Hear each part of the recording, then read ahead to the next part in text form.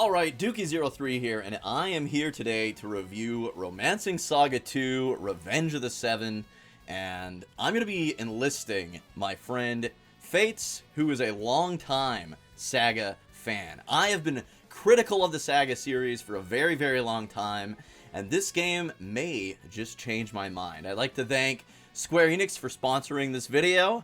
Now, let's begin. So, welcome, Fates. Howdy. So my issues with the SaGa series are a list long, basically, but it always felt like it was just like a confusing adventure. You didn't know where to go, you didn't know what abilities you were learning, you didn't know if your characters were starting from scratch every time because they would like die of old age and stuff like that. And thankfully this game is done by the same team that did the Trials of Mana remake, which was incredible. And they really brought the game to the modern day with the quality of life improvements. I definitely say they did. There's a lot of improvements in this one. I played it for a bit here now. Got a few territories in the game. Defeated one of the big bads in the game as well. And I sampled a lot of the different classes too.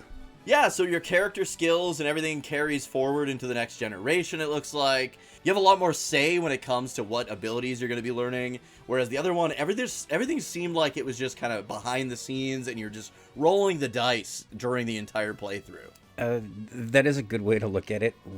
Because Romancing Saga 2 was my very first Saga game that I got into. There was a lot of that where you kind of just roll with what the game gives you. You don't really know what your equipment does. You don't really know what like a lot of stuff is in the game. But in this one, they do it beautifully. Like you said, there is the whole generation thing. After you do set number of things within the game, you also have, or if you die, you'll be forced to move on to the next generation. And where I am in the story right now, it's moved 100 years, so all the OG characters have died really, and all the new ones are in here. As far as like the actual classes, exactly the same. The characters will look a little bit different, but they'll have their moves that you were working on. You'll still have your equipment. You'll have all that stuff still. So it's not that big of a deal anymore. But you don't have like that continuous characters moving from like one to the next. Yeah, so that's another thing that the SaGa series is known for, is you kind of have like a new cast of characters every generation, but thankfully due to the remake, you're not starting from scratch every single time. Your abilities carry over, your armor carries over, you can actually see what the armor does now, what the effects and stuff are, which is fantastic. Another thing you mentioned, how this stuff is like beautifully updated. And I gotta say, the one thing I've always loved about the SaGa series is the art style. Some of them have a completely different art style, but it's all gorgeous. Like, all the monster designs, the character designs, everything just looks fantastic. Even in, like, the 2D kind of remaster that they did a few years ago, it just looks, everything looks crisp and beautiful and stylized to perfection.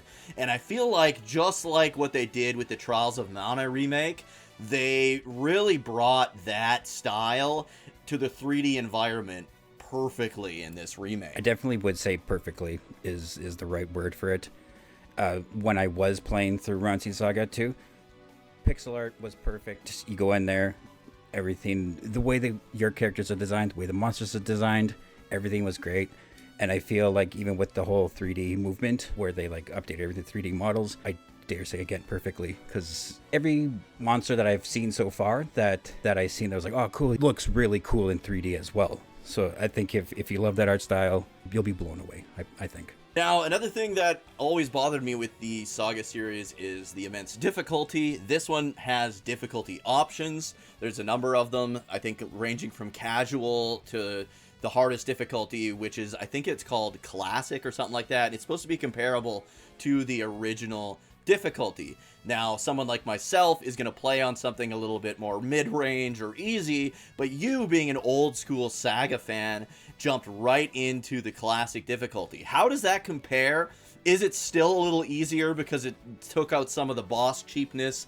And would you recommend old-school fans play on that classic difficulty, and will they still get the same challenge that they were expecting from the classics? Yeah, I would definitely say you could play it on classic and you'd still be able to get that feeling you had when you first played the games. There are some instances though in the game where some of the boss moves have been revamped a little bit. For instance, in a Kinsinzi fight, he used to have this. It was like a poison move. It hit the whole team and used to deal massive amount of damage as well as poison the whole team. This time, it just poisons the whole team. So it kind of like rebalanced a little bit there. Don't look at it as like an example of it taking it lightly. He still had moves that will mess you up in like one move if you're not careful. There's also a lot of other enemies there that do the same. The game is it is giving me a lot of trouble with some of these fights, which I like. Yeah, that's great, because it takes out the cheapness, but it keeps the difficulty in the challenge, is what you're basically saying, hey? Yeah. Again, they're doing a fantastic job. That's awesome. So, for newcomers to the series, I would definitely recommend checking this game out. If you're a classic fan, it's got you covered there as well. Any other big changes that you noticed between the two that you prefer in this version, or anything you noticed in this version that you don't prefer? Like, I know there's like quick travel and stuff, which is nice. What else would you have liked them to do, or what else do you think maybe was better in the original? I was just talking about this on the stream a little bit earlier. The one thing I love about the SaGa series is talking to NPCs, figuring out where to go to next. You talk to one, he's like, oh, hey, go over here. Or I heard something about over here. And then you go there and you check it out. Oh, there's something there. And you kind of progress like that. That's something I love. In this one, they did make it a little bit more easier to find those options. You talk to the person, they'll say, oh, there's here. And then it gets shown on your map where it is. They do have settings. There's a lot of settings in there, but they do have some settings where you can turn that off. You could turn off the game telling you exactly where to go. You could turn off other notifications too. So I turn those off. I talk to everybody anyways. It's just my play style. Lots of settings. It's perfect.